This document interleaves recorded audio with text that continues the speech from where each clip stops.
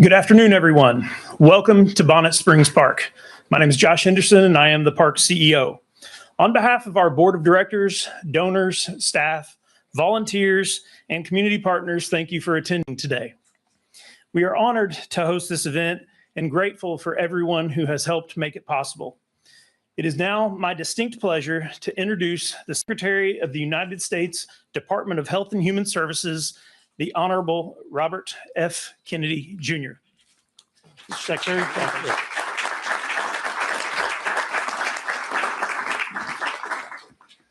Thank you, Josh, for that introduction, and thank you to Senator Ashley Moody, who's played a key role in this effort, Representative Laura Lee, Representative Kat Kamek, for your leadership and for standing with us today, both of you. I also want to recognize Representative Scott Franklin. Although he couldn't be here today, he played another key role of leadership in this initiative, and his wife, Amy, is here to represent him. I'm also grateful to Florida Commissioner of Agriculture, Weldon Simpson, Shannon Shepp, the Executive Director of the Florida Department of Citrus, for joining us today. And I want to recognize the Florida Farm Bureau, the Florida Citrus Processors Association, the Florida Citrus Mutual for their partnership and their unwavering support of the Florida growers. I also want to point out that I pointed out earlier that I have a very strong connection to the orange industry. My wife was the Orange Blossom Queen of the Tallahassee Day Parade, and she grew up on an orange grove in Frostproof, Florida. So I'm especially excited about today's announcement. I want to thank also my friend and colleague, the Secretary of Agriculture, Brooke Rollins, who I was with in Tampa yesterday. She couldn't be here today because of a prior obligation in Texas. But she played a key role in bringing this to the attention of President Trump at the request of Senator Ashley Moody. And President Trump said, let's get this done. And we have gotten it done.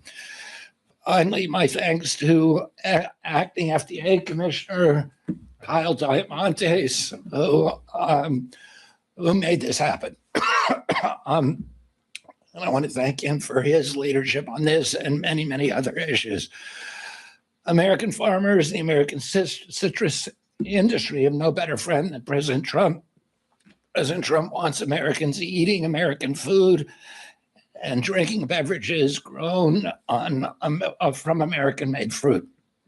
He wants strong supply chains that protect U.S. agriculture, and he wants American businesses to succeed against foreign companies. That's why today I'm announcing FDA's final rule for modernizing the outdated standard of identity for pasteurized orange juice. This rule, delivers a decisive victory for American farmers. It protects our domestic supply chains and advances President Trump's America First agenda.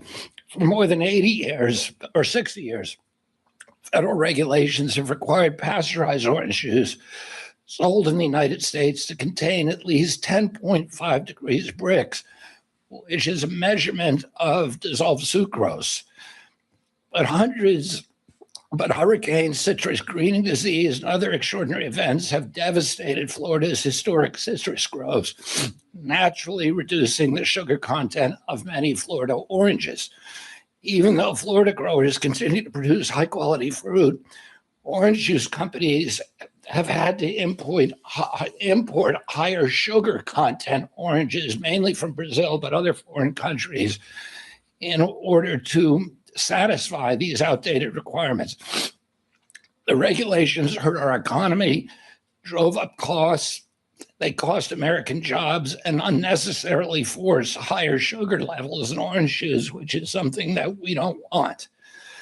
That outdated regulation is something that the Trump administration wants to cut, along with its other efforts to cut red tape by lowering the minimum Brix levels from 10.5 degrees to 10 degrees. This long overdue reform will reduce our dependence on foreign imports, unleash American agriculture, and save the industry more than $60 million every year. It strengthens American supply chains and levels the playing field for American citrus growers and maintains the safety and quality and taste of this American product. That is the American First policy in action, guided by gold standard science. That's how we grow our economy. That's how we support our farmers and U.S. businesses. And that's how we give Americans access to real food that they can trust as we make America healthy again.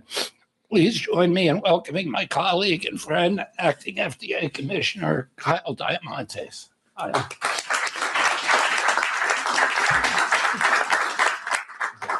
Thank you, Mr. Secretary. Good afternoon, everyone. It's a real honor to be back in my home state of Florida, standing alongside so many dedicated champions for American agriculture. I want to give a special thanks to Secretary Kennedy, Senator Moody, Congresswoman Lee, Congresswoman Kamek, and all of our incredible local citrus growers and industry leaders who have joined us here today, including Wilton Simpson.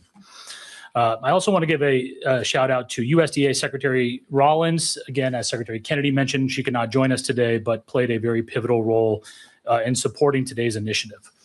As a native Floridian, being here today is personal for me.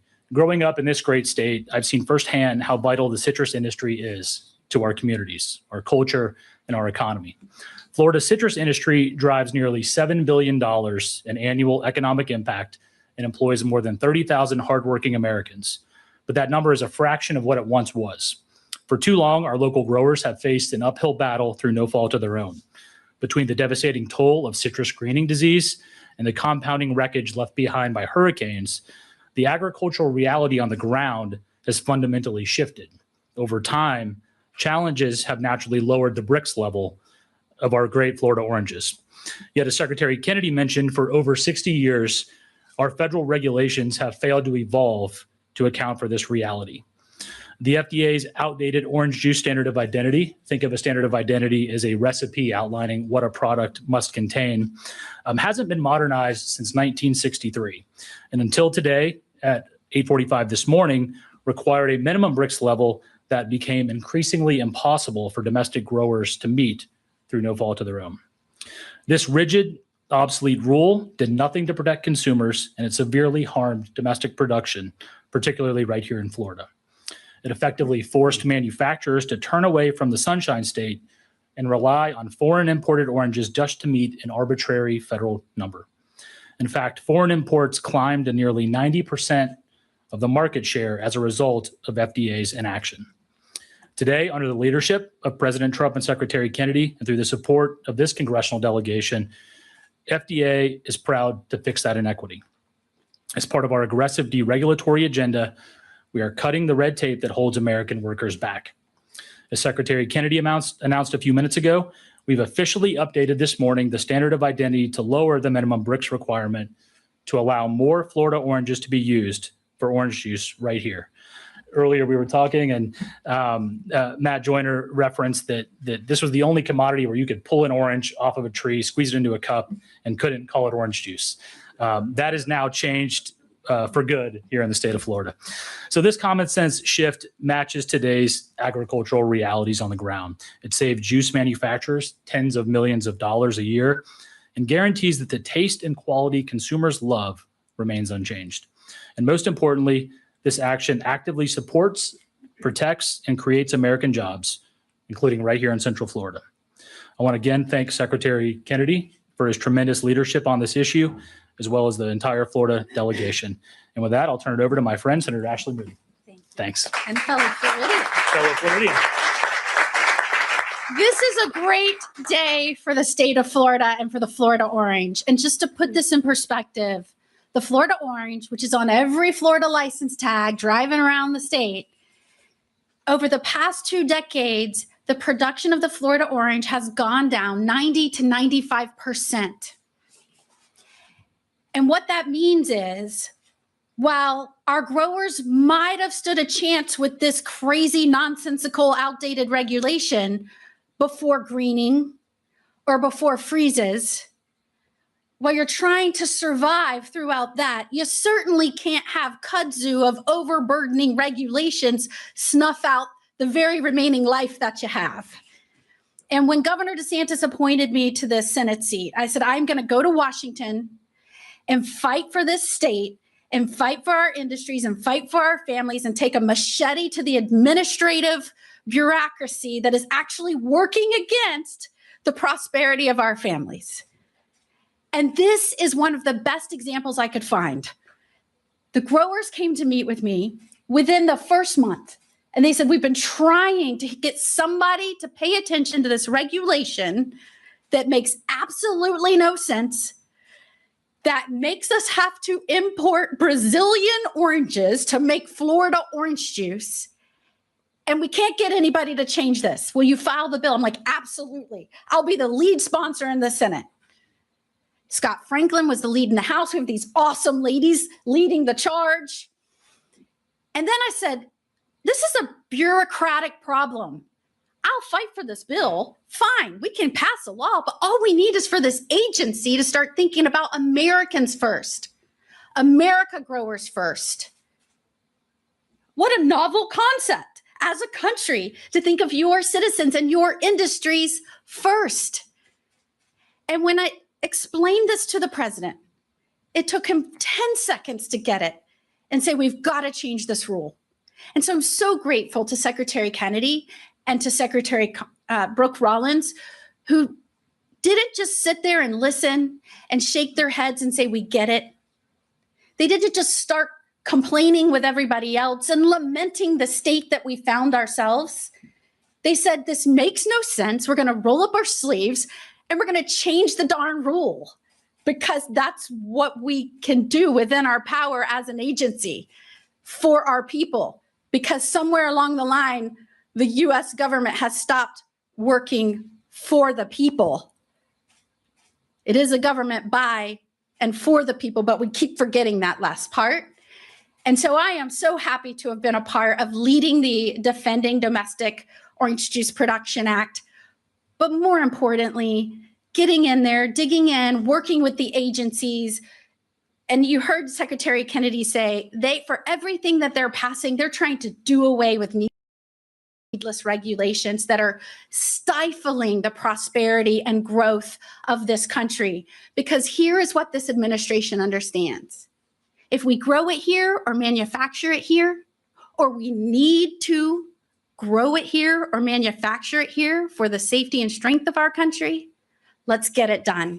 I'm so happy to be your United States Senator for the great state of Florida, where we're getting it done. Thank you so much.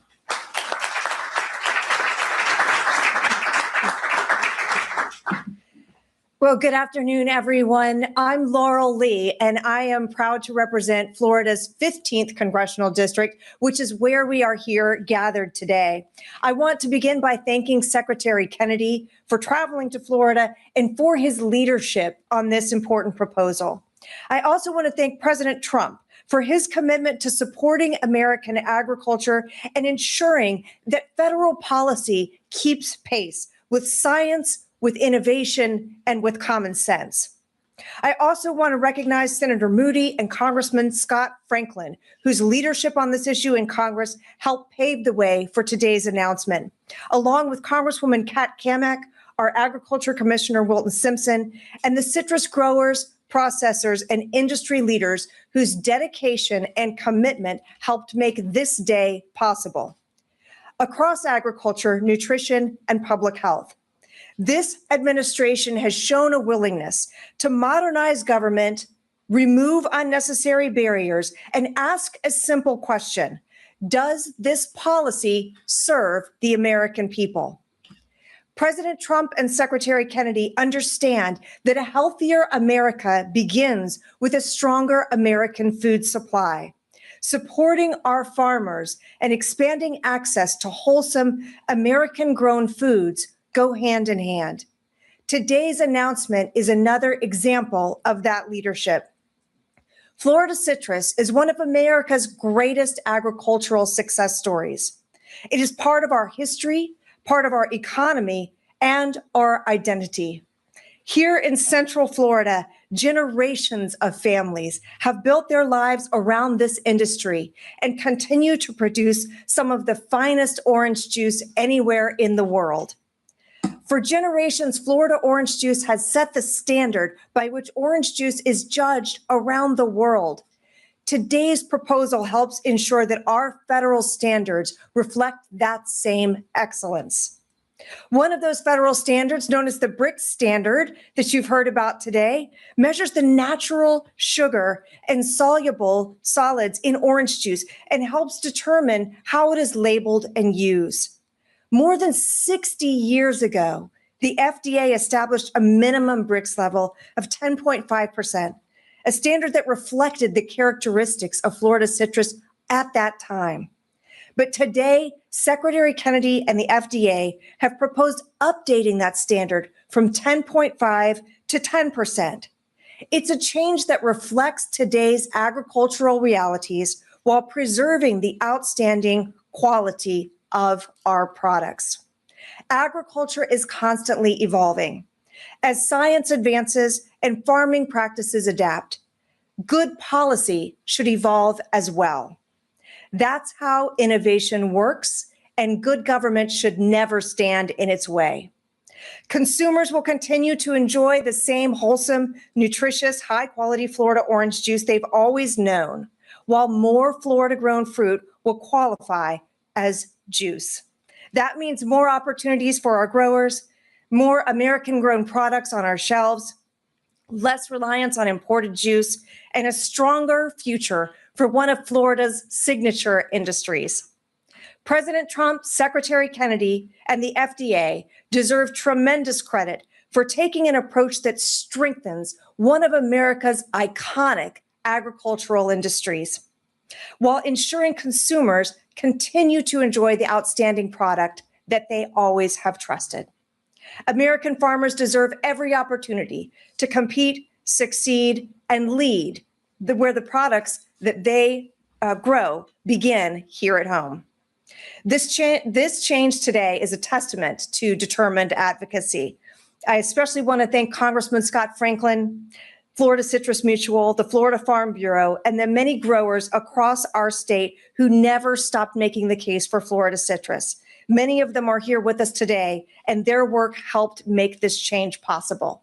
When farmers, industry leaders, Congress, and the administration work together, we can solve real problems with smart, common sense solutions. Today, we build on the success of Florida citrus, creating more opportunities for American growers, strengthening domestic production, reducing reliance on foreign imports, and securing this iconic industry. It is now my pleasure to introduce my friend and colleague, Representative Kat Cammack.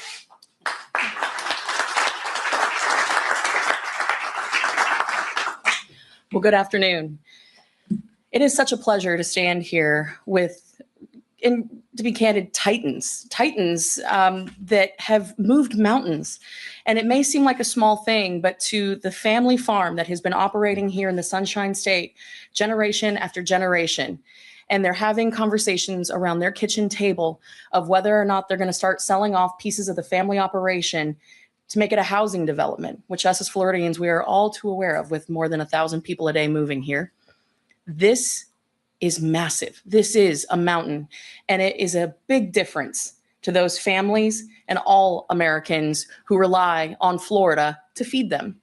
Because the fact remains that every winter, Florida farmers and ranchers feed 193 million Americans.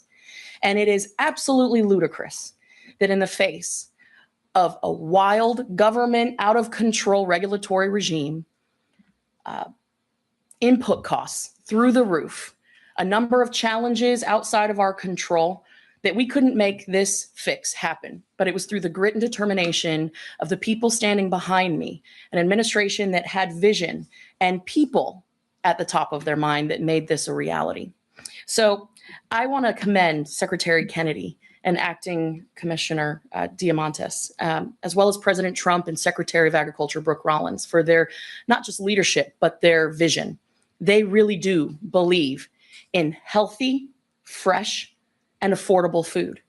This is one more step that they have taken in the line of many that really does execute on the MAHA agenda. And so I couldn't be more proud to stand here as the lone representative for Florida on House Agriculture.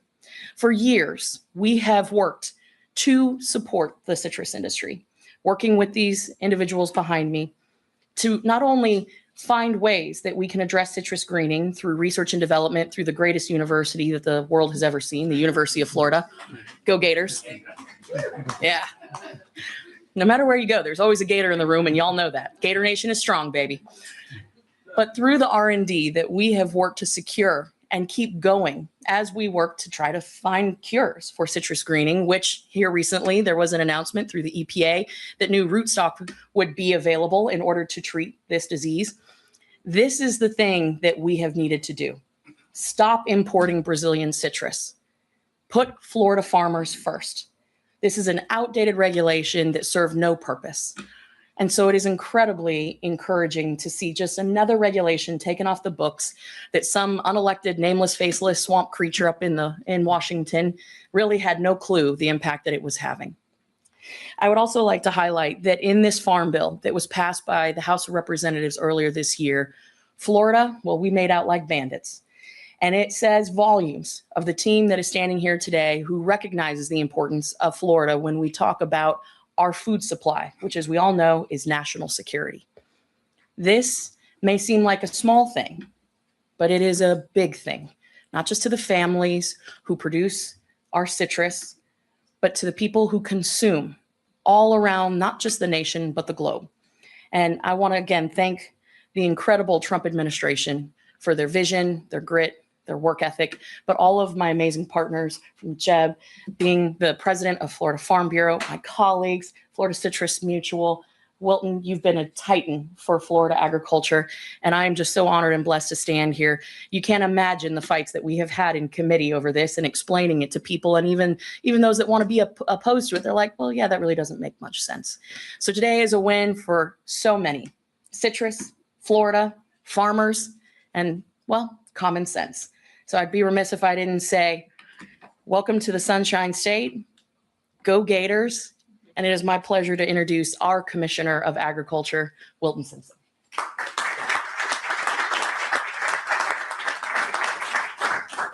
Good afternoon. I'll be brief. I want to thank Secretary Kennedy, President Trump. You know, in Florida, we have worked very, very hard to bring common sense solutions to agriculture, and especially in the last few years.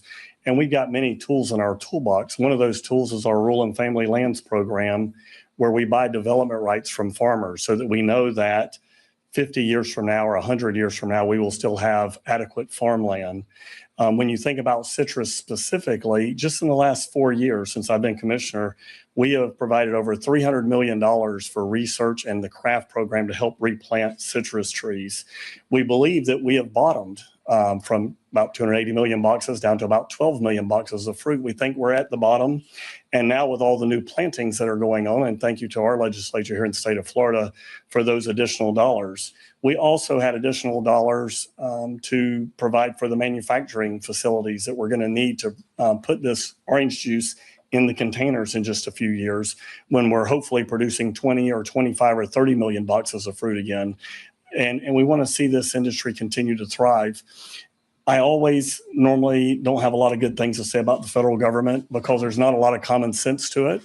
But what Secretary Kennedy's done, what our senators and representatives have done here is common sense. What they've done is they put the air behind the sails of our farmers here in Florida that have been so resilient to know that if you plant these trees and you provide for those trees for 3 to 4 years and you develop a crop, you'll be able to put it in an orange juice container. So thank you for being here today, and thank you for what you do. Matt. Good afternoon, everyone. I am, as mentioned, Matt Joyner, the Executive Vice President and CEO of Florida Citrus Mutual. It's a pleasure to be with y'all today. We are the state's largest trade organization dedicated to the well-being of the Florida citrus grower and also to sustaining Florida's iconic citrus industry. Secretary Kennedy, Acting Commissioner Diamantis, it's an honor to welcome you to Florida. We appreciate you being here. Thank you for your leadership on this critical and important issue. I also want to thank thank Senator Moody, Congresswoman Lee, and Congresswoman Kammick for your leadership and support of the Florida citrus industry. And while Congressman Franklin couldn't join us today, I do want to thank him because he was the original sponsor in the House of the Defending Domestic Orange Juice Production Act back in 2023 when we started this battle. And so we are grateful for his leadership in championing this issue as well.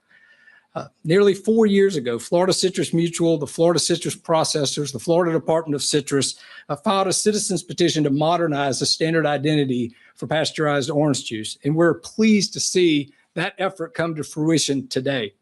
Growers have faced tremendous challenges over the last 2 decades, from citrus greening to adverse weather that has impacted our production and really put this industry at a critical point.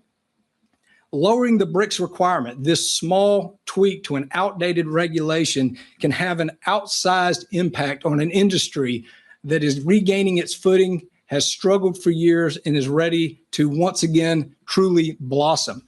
And so I can't overstate the importance and our thankfulness for the strong support that we've received from our congressional leaders, from the Trump administration, Secretary Kennedy, and others to make this happen. It's been a long time coming, and we're grateful that we're finally here. So thank you. And with that, I'll introduce my friend, Jeb Smith, the president of the Florida Farm Bureau. Well, good afternoon to all, and I am batting cleanup, but I can tell you what, a lot of home runs have already been hit this afternoon, that's for sure. But on behalf of the 132,000 member families of the Florida Farm Bureau Federation, I want to thank all of you for your support and commitment to Florida agriculture. You know, I want to begin by thanking Secretary Kennedy and Acting Commissioner Diamantis, Senator Ashley Moody, Congresswoman Kat Kammick, Congresswoman Laurel Lee, and Congressman Scott Franklin, as well as the Trump administration, for recognizing an issue that Florida citrus growers have been raising for years and moving to address it with urgency needed. For too long, outdated regulations, which you've already heard this afternoon, have failed to reflect the realities facing Florida citrus. Citrus greening has changed our industries in ways no one could ever have imagined when many of these standards were written decades ago. Updating the minimum BRICS standard is about modernizing regulations so they reflect today's science and today's growing conditions.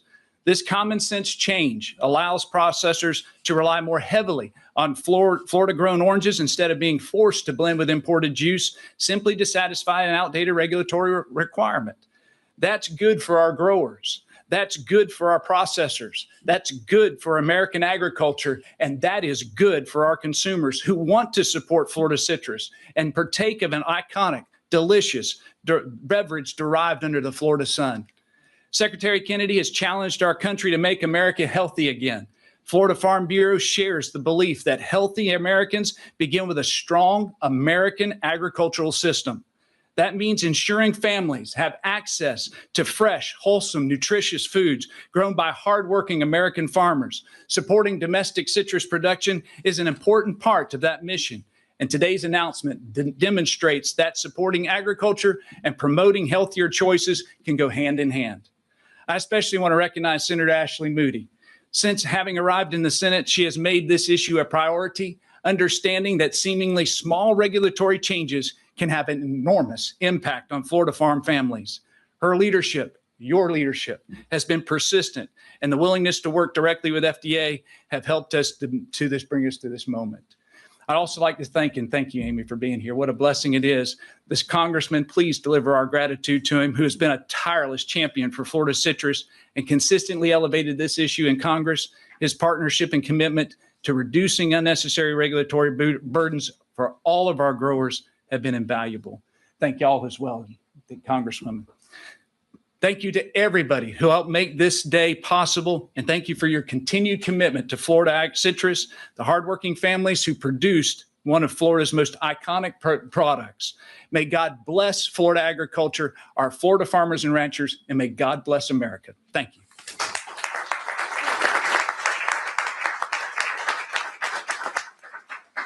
Thank you all for coming today. That concludes our remarks section. We will now go into the Q&A portion. Just give us one moment to get our mics ready. Conrad in the back will be handing around mics, and I will call on you. Make sure that when you have your hand up and you're called on, that you say your full name, outlet and that your question is related to the topic of today's press conference. Gary.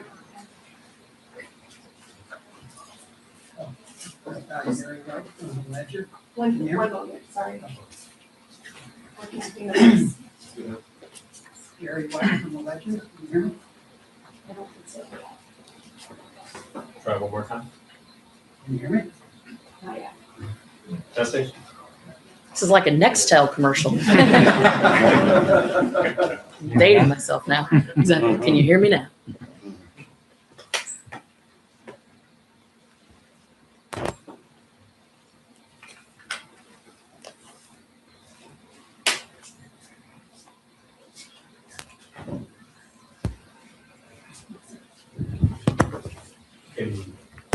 This one works. Here we go.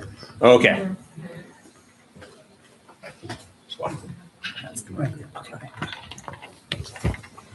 All right, let's try that again. Can you hear me now? Yes.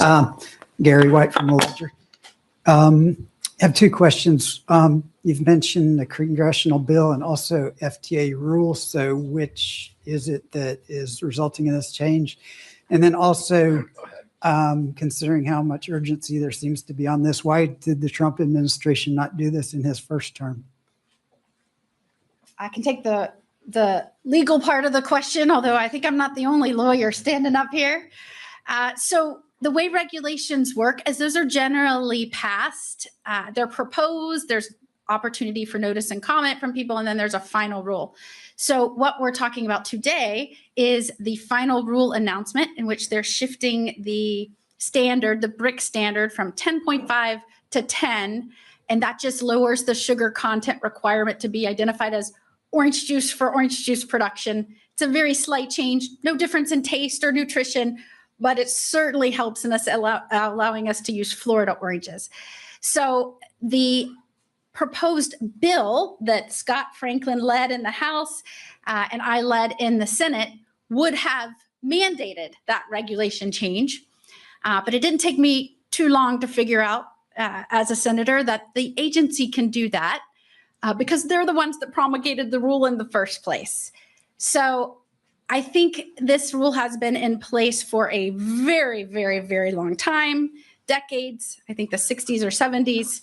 I don't know why it wasn't changed previously, but I can tell you there were a lot of us that were speaking out about it in the last year since the Secretary Kennedy took over.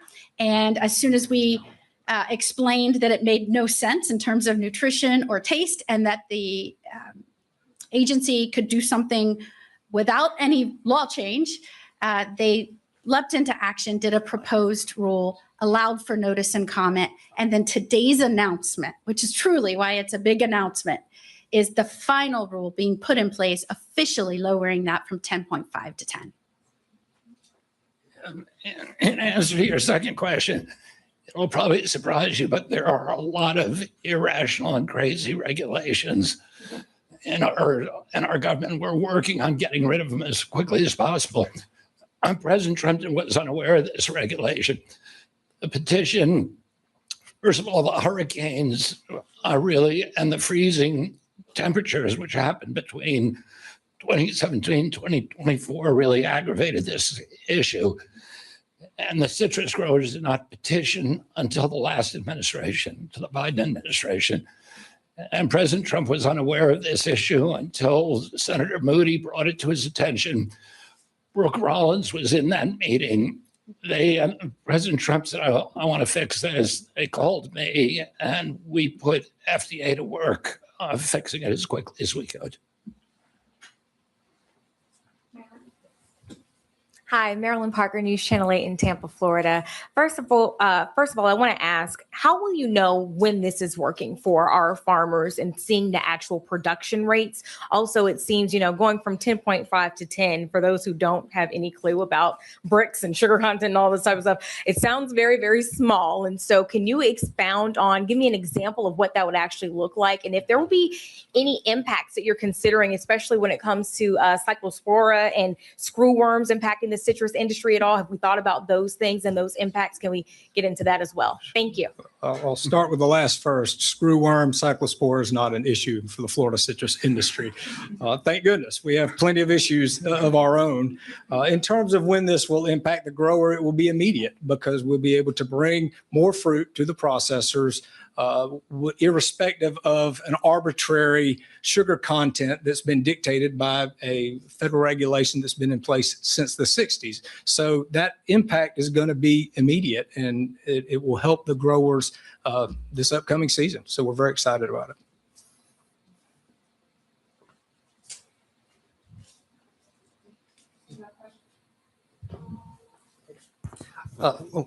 Louis Levy with the Business Observer. Can you quantify what the change will be? I mean, how many more boxes are we talking about? And when you say immediate, how immediate is immediate?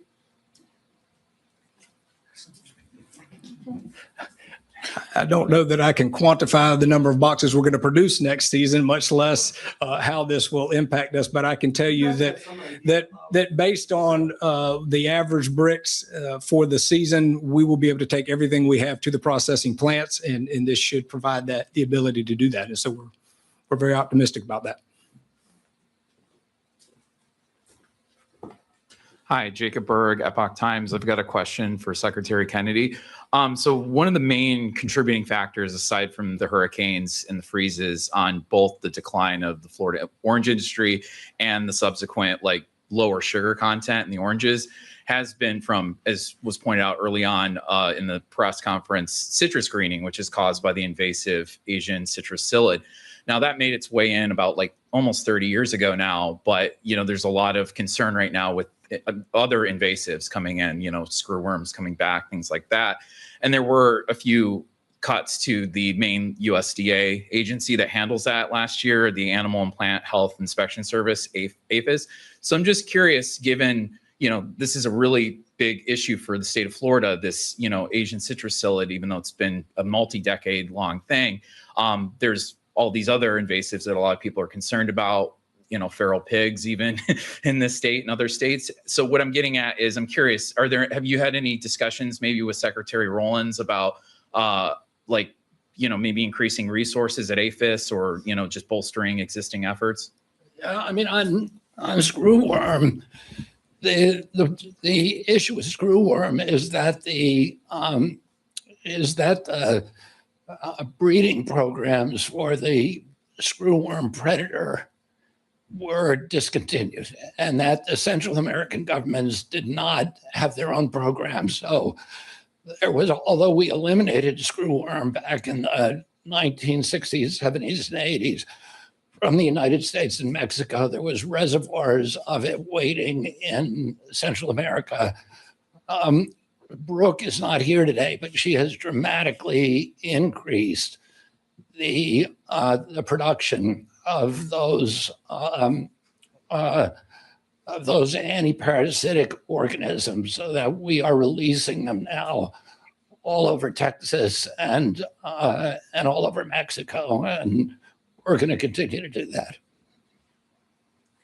Thank you so much for being here today. It was wonderful to have all of you.